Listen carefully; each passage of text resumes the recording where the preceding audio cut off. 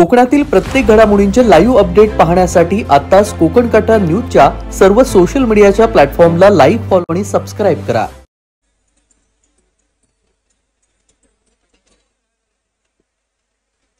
छत्रपती शिवाजी महाराज की, छत्रपती शिवाजी महाराज की जय भवानी। आवाज कमी येतोय। जय भवानी।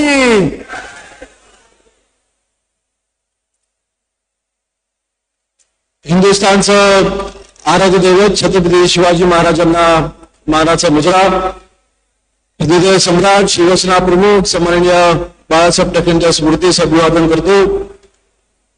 शिवसेनेचे मुख्य नेते महाराष्ट्र राज्याचे उपमुख्यमंत्री सन्माननीय एकनाथजी शिंदे साहेब, शिवसेनेचे ज्येष्ठ नेते तुम्हा सर्वांचे मार्गदर्शक सन्माननीय रामदासभाई कदम, महाराष्ट्र राज्याचे उद्योग मंत्री सन्माननीय उदयजी सामंत साहेब, रत्नागिरी किंवा राजापूर आणि लालजाव विधानसभा मतदारसंघाचे आमदार सन्माननीय भैया सामंत, सिंधुदुर्गचे आमदार सन्माननीय निलेशजी राणे, सन्माननीय रवीजी फाटक आणि काही दिवसापूर्वी ज्यांनी शिवसेनेचं धनुष्यबाण पुन्हा हाती घेतलंय ते माजी आमदार सन्माननीय राजेंद्र साळवी साहेब, आज ज्यांनी शिवसेनेमध्ये जाहीर प्रवेश केला ते माजी आमदार सन्माननीय सुभाषजी बने, सन्माननीय रोहनजी बने, सन्माननीय बाळासाहेब जाधव, व्यासपीठावर उपस्थित शिवसेनेचे जिल्हा प्रमुख, उपजिल्हा प्रमुख, शिवसेनेचे तालुका प्रमुख, शिवसेनेचे सर्व पदाधिकारी, युवा सेनेचे सर्व पदाधिकारी, महिला आघाडी, आमचे उपस्थित सर्व पत्रकार बांधव, उपस्थित सर्व बंधू भगिनी आणि मातांनो, अगदी 2 मिनिटात मागे मी बोलणं पूर्ण करेन। आज मागील झालेल्या विधानसभांच्या निवडणुकीमध्ये या कोकणामध्ये सन्माननीय शिंदे साहेबांच्या नेतृत्वाखाली शिवसेनेने अभूतपूर्व श्रेयस प्राप्त केलं।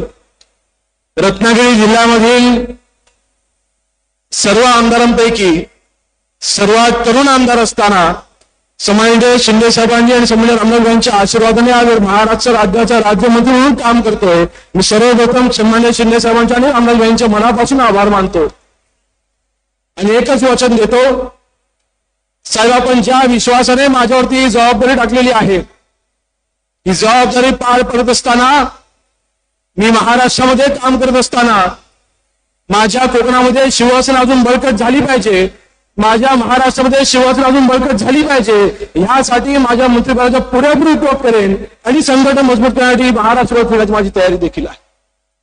जबाबदारी मोठी आहे।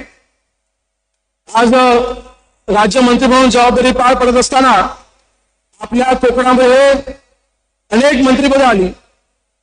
आज महाराष्ट्र राज्याचे उद्योग मंत्री म्हणून सन्माननीय उदय सामंत साहेब आज जबाबदारी पार पाडतायत।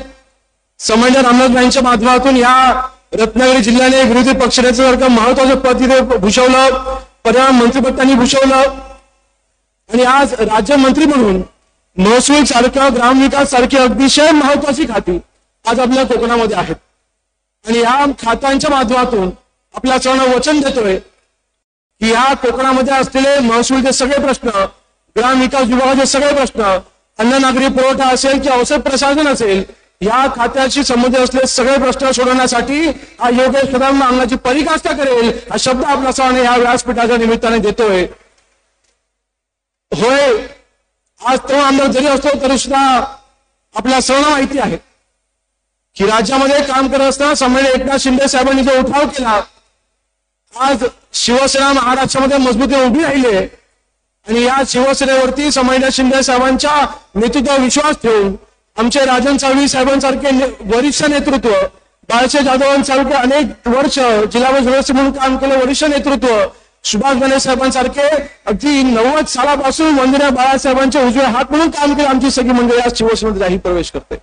आज शिवसेना वाढते, आज महायुती महाराष्ट्रामध्ये मजबूत होते। महाराष्ट्राचे मुख्यमंत्री देवेंद्र फडणवीस साहेब असतील किंवा उपमुख्यमंत्री अजित दादा असतील, या तीनही नेत्यांच्या नेतृत्वाखाली महाराष्ट्रामध्ये आज महायुतीने अभूतपूर्व श्रेयस प्राप्त केलं।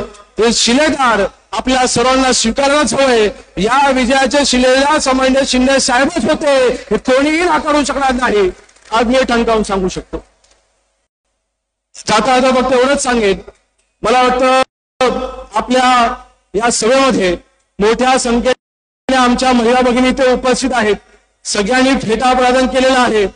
आपल्या या विजयामध्ये सामान्य शिंदे साहेबांच्या नेतृत्वाखाली मुख्यमंत्री म्हणून काम करत असताना लाडकी बहीण सारखी त्यांनी योजना आणली आणि या विजयाचे शिल्पकार आमच्या सगळ्या लाडक्या बहिणी ठरल्या आहेत. आपल्या सर्वांचे देखील मनापासून आभार मानतो. मला देखील या रत्नागिरी जिल्ह्यामधून दुसऱ्यांदा आमदार म्हणून आपण मला निवडून दिलंय. शिंदे साहेब पहिल्या निवडणुकीमध्ये मला 73,000चं मताधिक्य होतं. या निवडणुकीमध्ये जवळपास 25,000चं मताधिक्य दापोली मतदारसंघामध्ये जनतेने मला दिलं.